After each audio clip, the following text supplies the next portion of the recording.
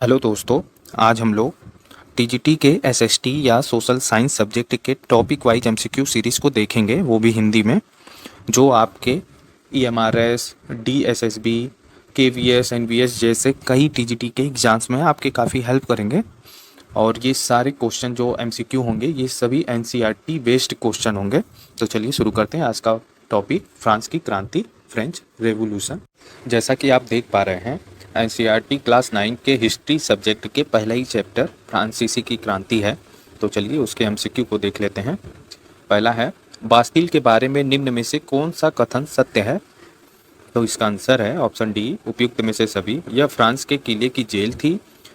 आमतौर पर लोग बास्तिल से घृणा करते थे। यह सम्राट की निरंकुश शक्ति का प्रतीक था। दूसरा देखते हैं, फ्रांस की क्रांति कब हुई थी? तो इसका आंसर है ऑप्शन बी, 1789 ईस्वी में फ्रांस की क्रांति हुई थी। ये डेट याद रखिएगा, ये अक्सर एग्जाम में आता है, ये सन। तीसरा क्वेश्चन है, क्रांति 1789 में 89 के या फ्रांस पर कितने विदेशी कर्ज था? तो ये पूछ रहा है 1789 ईस्वी में फ्रांस पर कितने विदेशी कर्ज था? तो इसका आंसर है ऑप्शन बी, 12 अरब लिरवे। लिरवे फ्रांस की मुद्रा थी उस समय की। लुईस 16 की राजवंश से संबंध है, या सॉरी, लुईस 16 किस राजवंश से संबंधित था? तो इसका आंसर है ऑप्शन सी, बुर्बो राजवंश से लुईस 16 संबंधित था। राष्ट्रीय सभा बुलाने का उद्देश्य क्या था? तो इसका आंसर है कर लगाना, ऑप्शन बी सही है। फ्रांसीसी क्रांति के समय फ्रांस पर किसका शासन था? तो फ्रांसीसी क्रांति के समय फ्रांस पर लुईस 16वें का शासन था। ये सारे क्वेश्चन मोस्ट इंपॉर्टेंट है, ये क्लास 9 से लिए गए हैं, जो एनसीईआरटी बुक में आ चुके हैं ये सारे क्वेश्चन। इसलिए आप इसको देखकर इसे या तो लिखना चाहे तो लिख लीजिए या इसे याद कर लीजिएगा।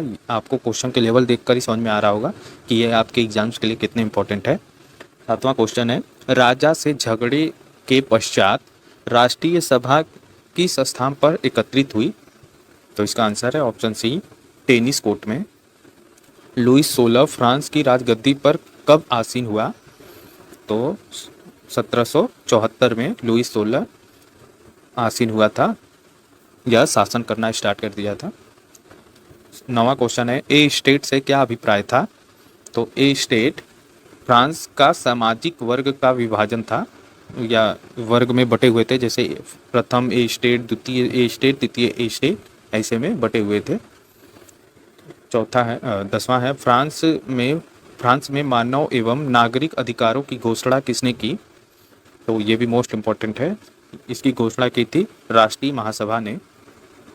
निम्नलिखित में से कौन 18वीं सदी में फ्रांसीस समाज के वर्ग में नहीं थे? तो देखिए, जैसा कि मैंने बताया था, सिर्फ सम्राट नहीं थे, बाकी प्रथम में पादरी वर्ग आते थे, द्वितीय स्टेट में कुलीन वर्ग आते थे, और तृतीय वर्ग स्टेट में व्यापारी और किसान आते थे, और बाकी जितने भी लोग कारीगर या अन्य लोग थे वो सभी यही तृतीय स्टेट में आते थे। बास्तिल का पतन कब हुआ? तो इसका आंसर है 15 जुलाई 1789 को बास्तिल का पतन हुआ, ऑप्शन डी सही है। द्वितीय ए स्टेट में कौन से लोग शामिल थे? तो मैंने अभी ऊपर बताया है, प्रथम में पादरी थे, द्वितीय में कुलीन वर्ग थे, और तृतीय में व्यापारी और किसान थे।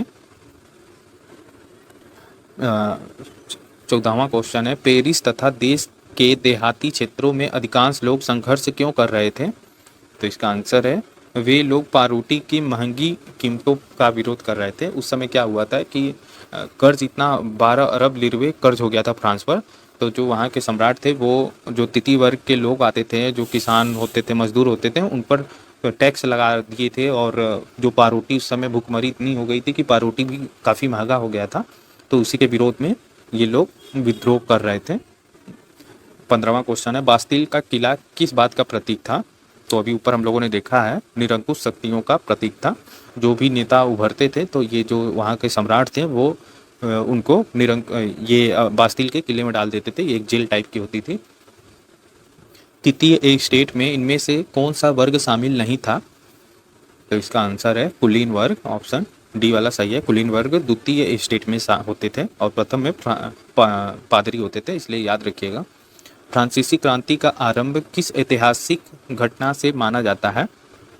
तो इसका आंसर है ऑप्शन बी, बास्तिल का पतन। ये जो बास्तिल की जेल थी उसको तोड़कर जनता ने या वहाँ की पब्लिक ने उसको तोड़कर वहाँ के जितने कैदी थे उसको आज़ाद कर दिया था। यहीं से फ्रांस की क्रांति स्टार्ट होती है।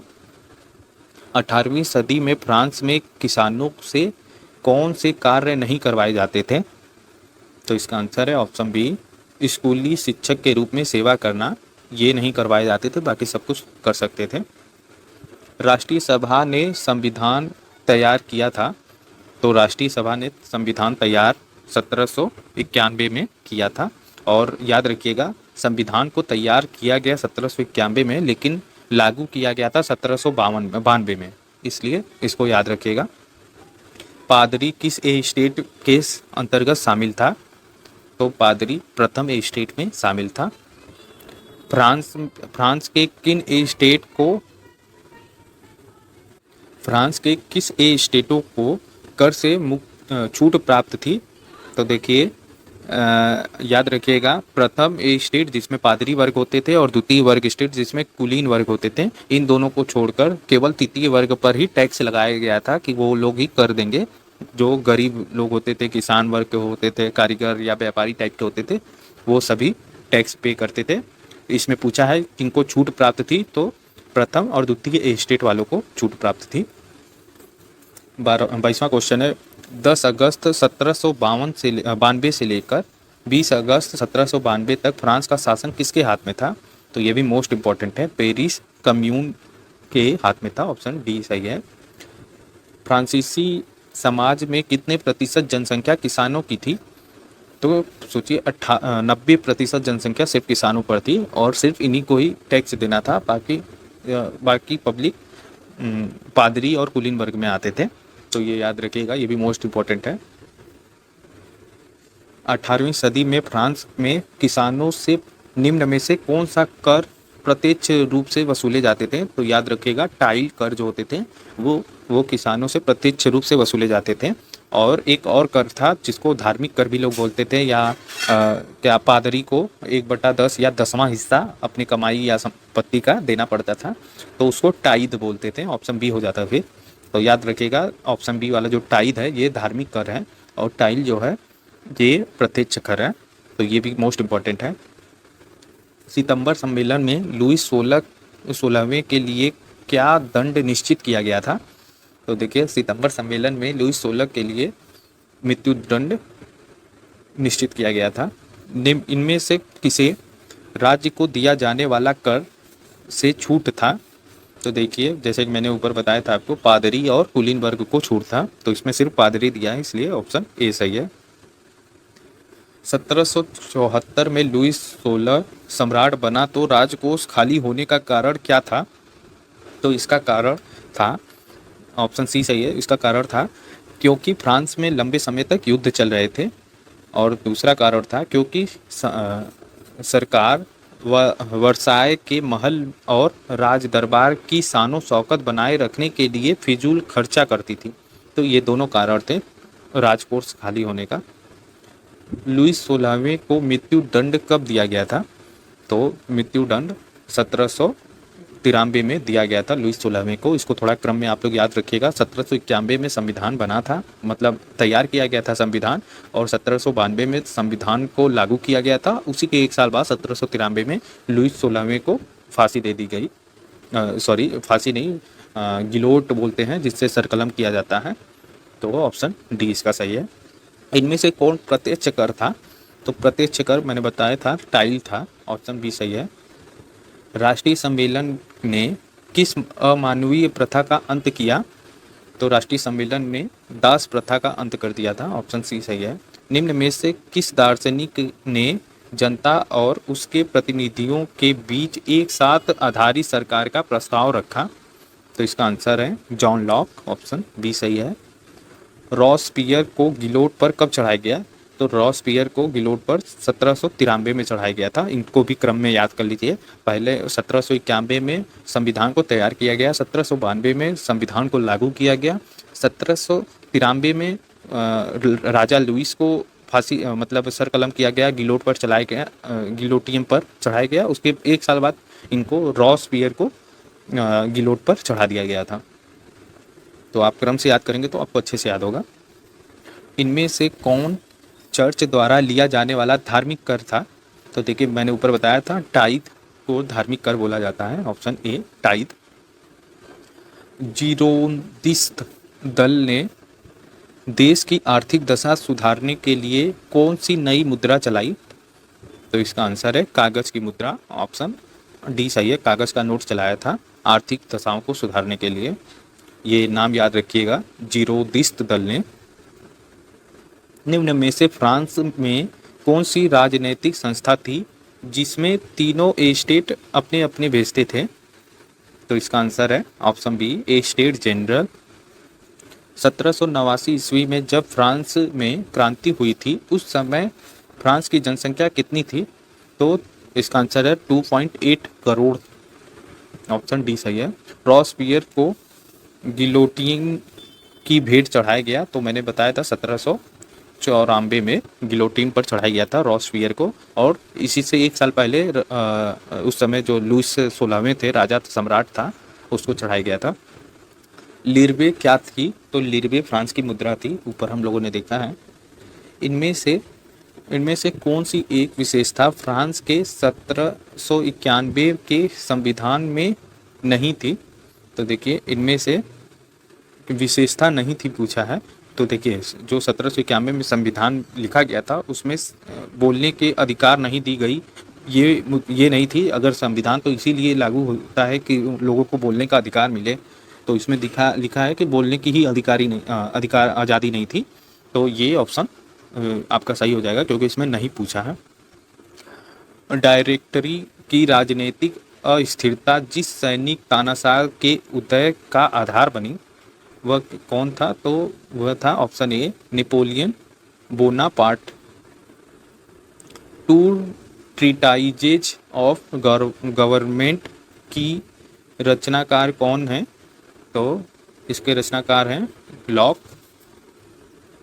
The spirit of the law के लेखक कौन है? तो स्पिरिट ऑफ द लॉ के लेखक माउंटेक्यू थे, ऑप्शन सी सही है। सीधे राज्य को अदा करने वाला कर क्या कहलाता था? तो प्रत्यक्ष कर जिसको बोलते हैं, तो टाइल कहलाता था। फ्रांस में महिलाओं को मत देने का अधिकार मिला, तो देखिए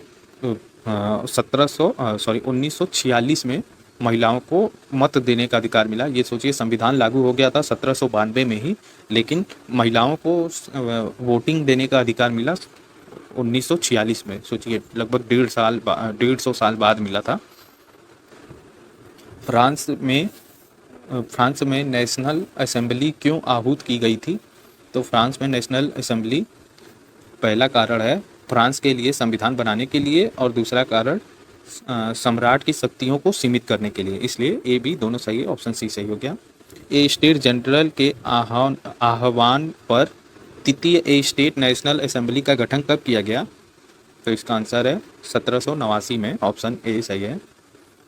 क्रांतिकारी फ्रांस से आने वाले विचारों का समर्थन किया, तो देखिए फ्रांस की क्रांति का किन लोगों ने समर्थन किया था? तो इसका आंसर है टीपू सुल्तान और राजा राम मोहन राय ने समर्थन किया था। असल बात कुछ लोग इसके खिलाफ भी थे, जैसे कि इसमें काफ़ी मारकाट हो गया था। लोग घुस के पादरियों के चर्च में घुस के सभी पादरियों को मार देते थे। राजा के दरबार मतलब राजा को तो मार ही दिए थे, और मतलब काफ़ी ज़्यादा कत्लेआम हो गया था। इसलिए कुछ लोग सपोर्ट करते हैं और कुछ लोग इसका विरोध भी करते हैं। 48वां क्वेश्चन है, 48वां। नेशनल असेंबली ने कब कर्तव्यों और बंधनों वाली सामंती व्यवस्था के उन्मूलन का आदेश पारित किया? तो इसका आंसर है ऑप्शन बी 1789 में इन्होंने इसके उन्मूलन का आदेश पारित किया था।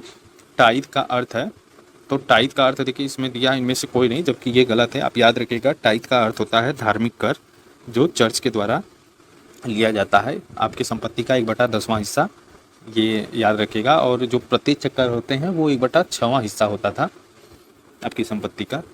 तो नेक्स्ट क्वेश्चन है, चर्च के विशेष कार्यों को करने वाले व्यक्तियों के समूह को क्या कहा जाता है? तो देखिए, चर्च की विशेष सेवा करने वाले व्यक्तियों के समूह को पादरी बोलते हैं, पादरी वर्ग। 1774 ईस्वी में फ्रांस की राजगद्दी पर कौन आसीन हुआ? तो इसका आंसर है लुईस 16वां। सम्राट के शक्तियों पर अंकुश लगाने और सभी मनुष्य को मूलभूत अधिकार प्राप्त करने के लिए फ्रांस से संविधान कब बना? फ्रांस में संविधान कब बना था? तो 1791 में संविधान बना था।